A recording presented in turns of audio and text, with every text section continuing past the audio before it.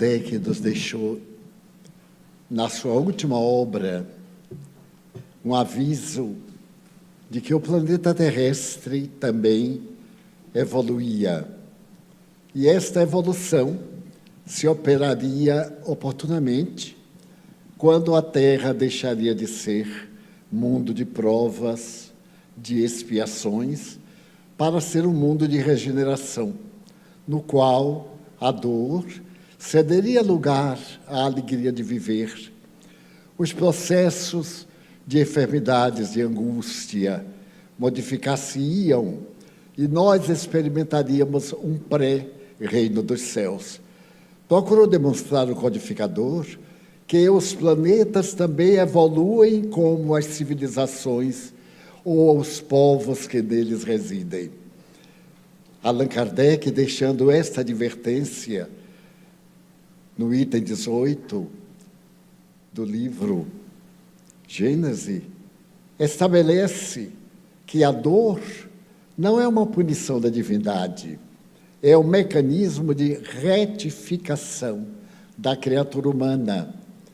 Trouxe um Deus misericordioso, aquele que nos dá liberdade de agir, o livre-arbítrio, mas, ao mesmo tempo, nos impõe o dever de ressarcir dos erros que cometemos.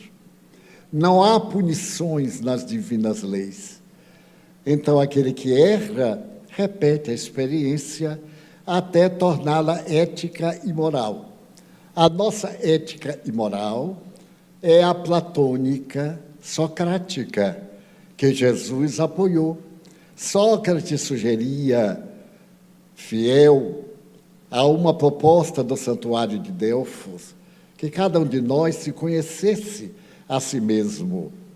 Hoje, 24 século 25, a psicologia nos manda fazer uma viagem de autoiluminação.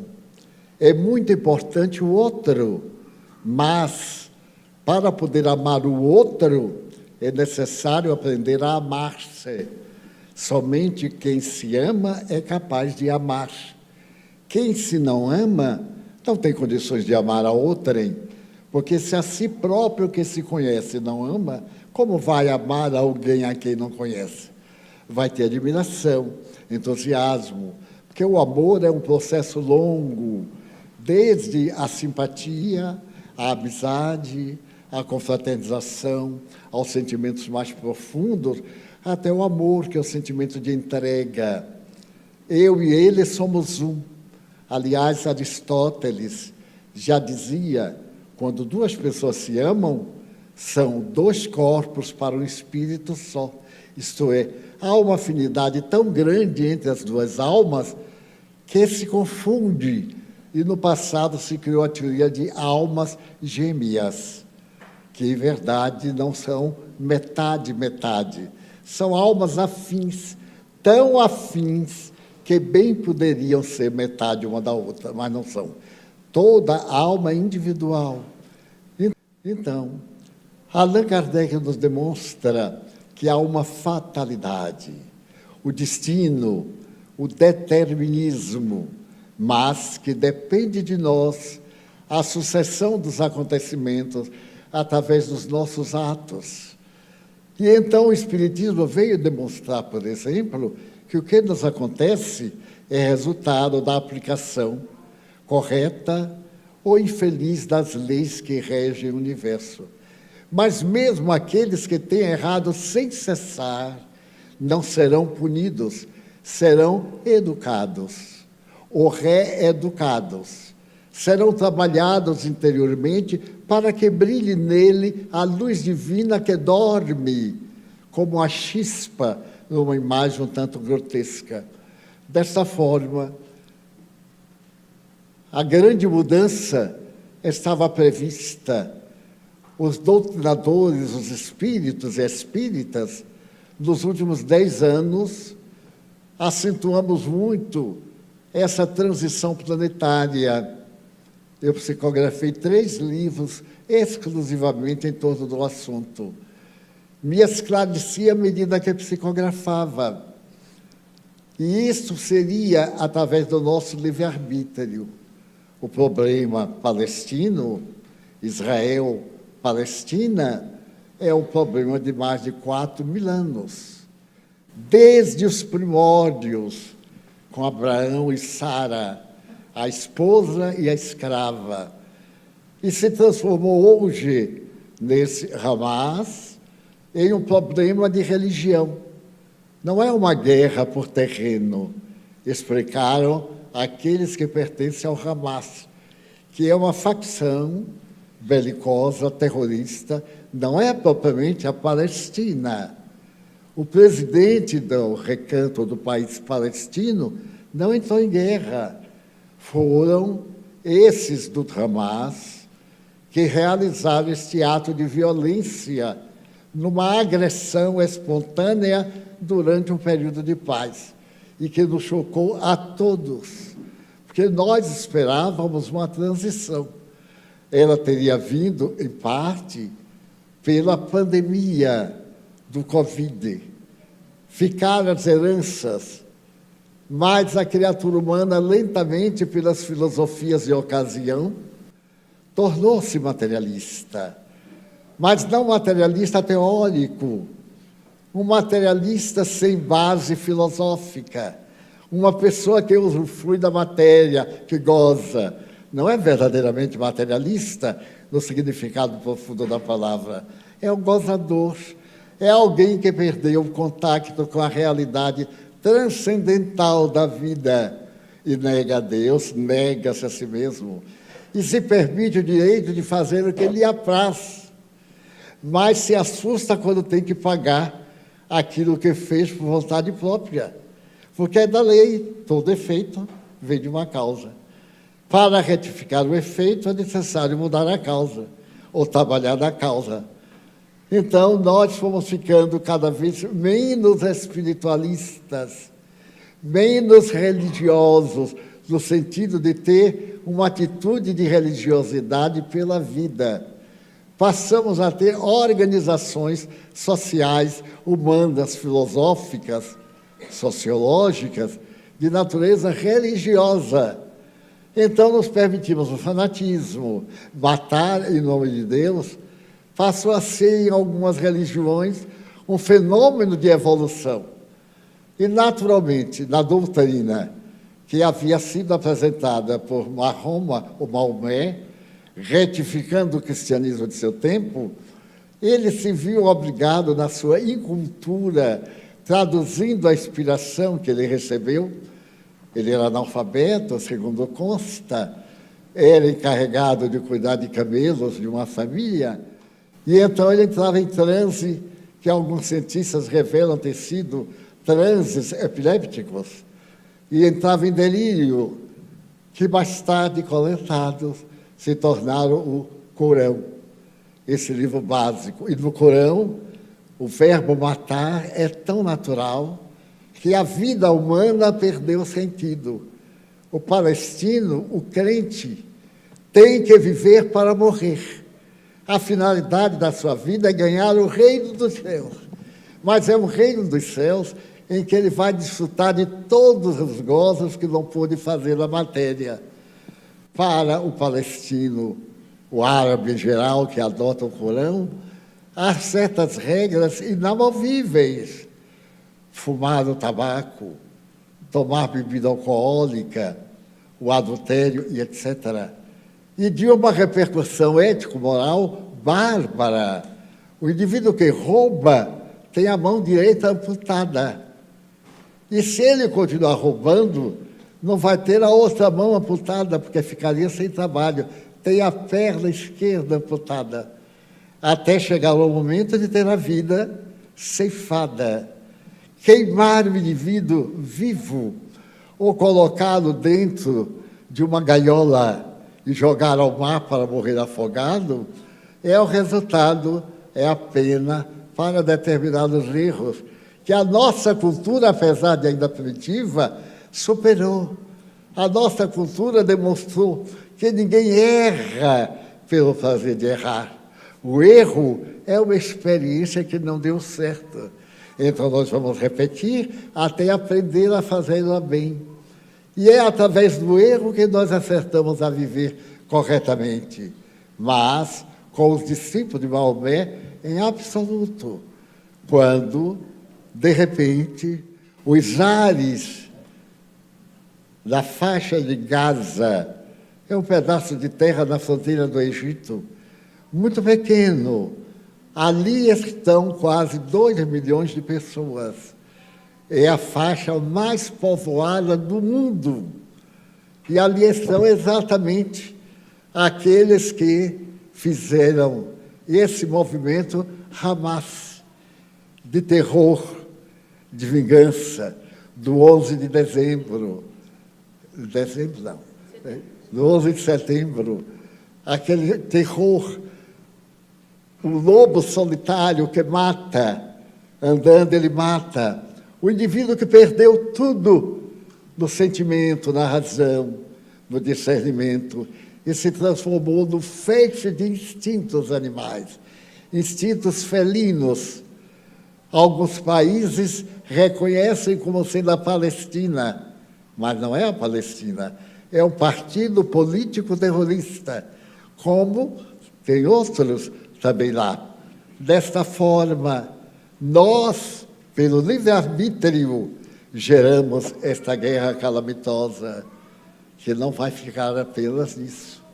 Se outros países aderirem, como é provável, nós em breve estaremos numa guerra muito mais lamentável. E os Espíritos nos pedem para preservarmos a nossa paz. Haja guerra, mantenhamos a paz. Haja ódio, preservemos o amor. Façamos a vingança através da compaixão. Então, esse estado belicoso é o resultado da nossa ira, da guerra doméstica, dos ódios caseiros, das paixões pessoais. É cada indivíduo numa soma formando a massa formando uma cultura desvairando e voltando ao primalismo de épocas recuadas. Neste momento da fuga após a invasão, alguém pronunciou que os israelitas estavam repetindo a libertação do Egito, fugindo pelo deserto, para poder atravessar, na época, o Mar Vermelho e chegar à Terra Santa. Essa Terra Santa é que é dita a Palestina. Não há para eles Israel. Israel é o resultado de uma negociação da ONU em 1947, entre a Inglaterra, que dominava a área da Palestina e de Israel, dando lugar a uma faixa de terra que o primeiro-ministro de Israel diz que 45% era deserto. E somente 60 pessoas foram habitar esse deserto. E hoje é a 18ª nação mais poderosa da Terra. Então, estamos diante de uma calamidade sem limite. Por culpa nossa, minha, eu também tenho raiva. Eu também me deixo abater. Eu também contribuo com a minha mente. É a mente que mantém o universo. A mente é um dínamo gerador de energia, disse Einstein, ou melhor, disseram os físicos em geral, que uma pluma que se agita nas margens do Pacífico vai repercutir do outro lado das margens do Atlântico. Tudo é uma questão de vibração da mente. É a mente divina que rege o universo. Então, todos nós, se pudermos evitar comentários apaixonados, cada um de nós tem a sua afeição a este lado ou àquele. Se pudermos, evitemos. Não tragamos para casa as últimas notícias. Lamentamos e divulguemos o bem, as lições impressionantes de bondade.